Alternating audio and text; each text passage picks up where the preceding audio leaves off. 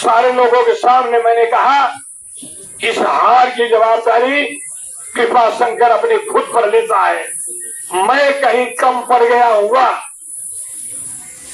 कि हम चुनाव नहीं जीत पाए, और ये सामूहिक जवाबदारी है। एक नया फैशन चल गया है अभी दूसरे के ऊपर ठिकरा फोड़ने का। मुझे लगता है जो जवाबदार लोग हैं ये दूसरे के ऊपर ठिकरा फोड़ना बंद करें।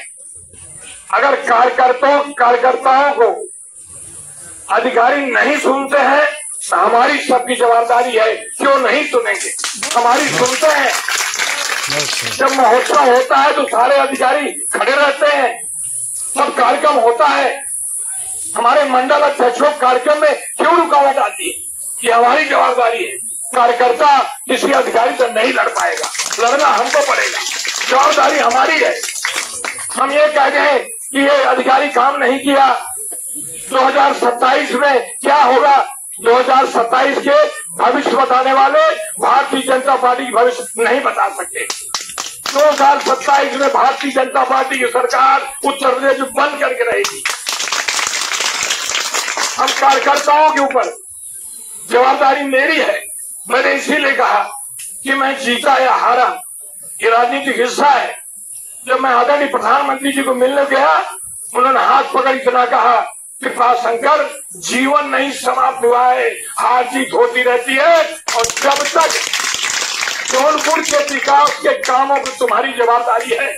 और मैं बताना चाहता हूँ, 4 दिन दिल्ली में बैठ करके नितिन गडकरी जी के ऑफिस में एक हमारे यहाँ के एक लड़का है पाठक, वहां पर ओएसडी है, 4 दिन में जो प्रस्ताव हमारे विधायकों ने, मंत्री लोगों ने दिया था, जिसकी घोषणा नितिन गडकरी जी जौनपुर में आके करेंगे, आज मुझे बताने में खुशी हो रही है। मैं पत्र लाना भूल गया, उन्होंने पत्र दिया मुझे, मैं बराबर उसके पीछे कई सालों से लगा रहा था, लेकिन मैं कोई एमएलए एमपी तो था नहीं। प्रस्ताव तो हमारे विधायक का था, प्रस्ताव हमारे मंत्री का था, प्रस्ताव हमारे जिलाध्यक्ष का था, लेकिन आज बताने में खुशी हो रही है कि 5,000 करोड़ रुपया उससे सैंक्शन हो गया। जौनपुर रिंग रोड जो शुरू होगा, जो टोल नाका है सिरकोनी के बाद, वहां शुरू होगा।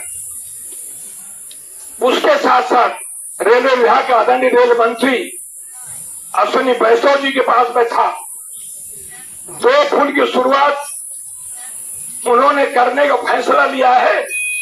अभी जो बजट आएगा परसों 23 तारीख को, उस बजट में तय हो जाएगा कि जौनपुर के जितने भी पुल, चाहे नईगंज का पुल हो, चाहे हमारा जगदीशपुर का हो, चाहे नौ रेलवे की क्रॉसिंग हो, कहीं तो अंडर पासवे बनेगा, कहीं ऊपर बनेगा, वो सैंक्शन हो गया है।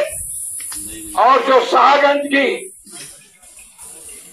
हमारी रिंग रोड बनने वाली है, वो खेता सराय शुरू होने वाली है। खेता सराय शुरू होकर के उधर से जो जौनपुर का रिंग रोड है उधर आएगा, और यहां से शुरू होकर के शाहगंज का रिंग रोड जाकर के हाईवे में मिलेगा, जिससे 1 घंटे के अंदर आप अयोध्या पहुंच सकते हैं। प्रस्ताव दिया इन्होंने, घोषणा करी, लेकिन चूंकि मैं सांसद नहीं बन पाया, मैं संसद भवन में बैठ नहीं पाऊंगा, सांसद की सैलरी ले नहीं पाऊंगा, लेकिन हमारे भारतीय जनता पार्टी के जो चाहे मंडल अध्यक्ष हो, चाहे हमारे बूथ के अध्यक्ष हो, भारतीय जनता पार्टी के कार्यकर्ताओं का जो पसीना बहा है, जो मायूस बैठे हैं, उनको मैं कहना चाहता हूं, केंद्र की कोई योजनाएं बंद पड़ने नहीं दूंगा।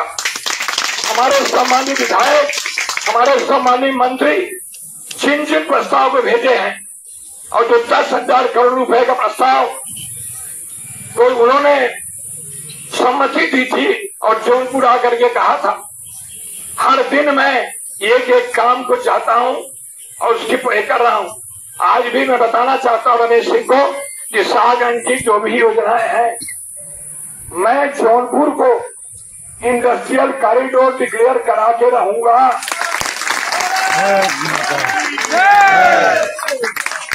जल्द ही सीडा और शाहगंज को जोड़ने की बात चल रही है।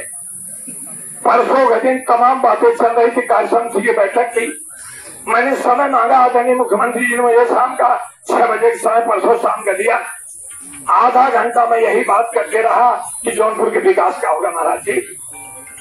उन्होंने कहा कि जो भी प्रस्ताव आए हैं, जो भी प्रस्ताव आएंगे, केंद्र सरकार अगर कहीं से कम पड़ेगी तो मैं खुद प्रधानमंत्री से, खुद तमाम जो हमारे केंद्रीय मंत्री उनकी बात करूंगा, लेकिन जौनपुर के विकास को रुकने नहीं दूंगा।